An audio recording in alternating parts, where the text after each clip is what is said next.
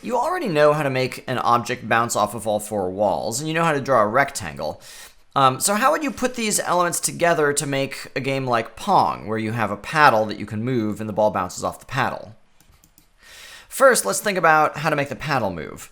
So right now, my paddle is this rectangle here. Think about which of these numbers you would want to turn into variables. Think about which of those numbers needs to change. Well, we don't want to change the width of the paddle, and we don't want to change the height of the paddle.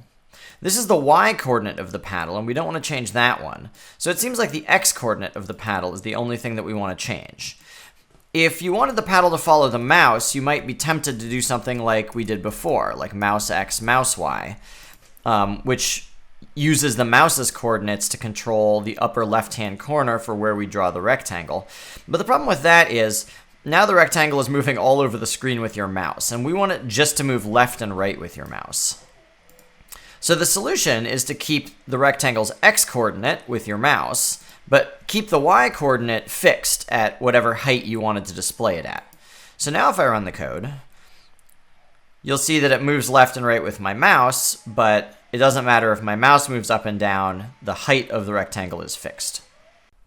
Something that's a little bit awkward, though, is you see that the left-hand side of the paddle is aligned with the mouse. So I can actually make the paddle go all the way off the screen in this direction and not in that direction. So it might be nicer to have the paddle draw centered on the mouse instead. So let's think about how we can do that using the coordinate system. You remember that 0, 0 is in the upper left-hand corner, and let's imagine that the mouse is located there. The statement that we have right now is, let's draw a rectangle at mouse x, comma 700, and then we have the width and the height. So where is that? Let's say 700 is down here, and mouse x is right here. So what we're doing is we're saying use those two coordinates as the upper left-hand corner of the rectangle, which is why our rectangle appears like this, with the left-hand side of the rectangle aligned with mouse x. What we want is something more like this. We want the rectangle to display shifted over from where the mouse is. So all we need to do is figure out how much do we want to shift it left. I think that we should figure out what the width of the rectangle is and then shift it left by exactly half the width, so that way mouse x will be right in the middle.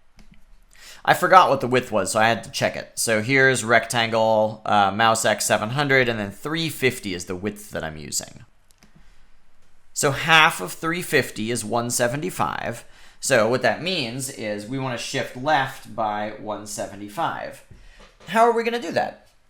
Well, all we need to do is change the x-coordinate in our rectangle command. We don't want to draw the rectangle with the left side of it being at mouse x. We want to draw the rectangle where the left side is at mouse x minus 175, because that's literally describing the new location that we want to draw the x-coordinate at.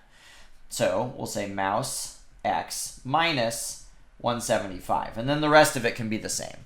So that's an easy way to have it shift. Another thing we'll need to do is remove the bounce code for the bottom wall, because we don't want the ball to bounce off the bottom wall. Instead, if it passes the paddle, we want it to go all the way off the screen, and we want to have some kind of score. So again, you want to think about what part of the code needs to change, and then what do you want to do that's different. So I'm going to find the part of the code that controls bouncing off the bottom wall. It looks like it's this code. I'm detecting if y is greater than 800.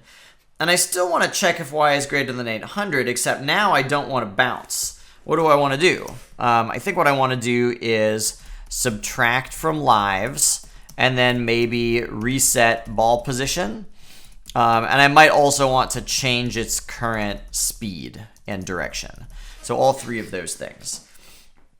I'm going to leave it for you to figure out how to do those things. If you want lives, clearly you're going to need to have a variable that keeps track of the lives. But you should know how to reset the ball position now. Changing the current speed and direction really just means resetting x speed and y speed.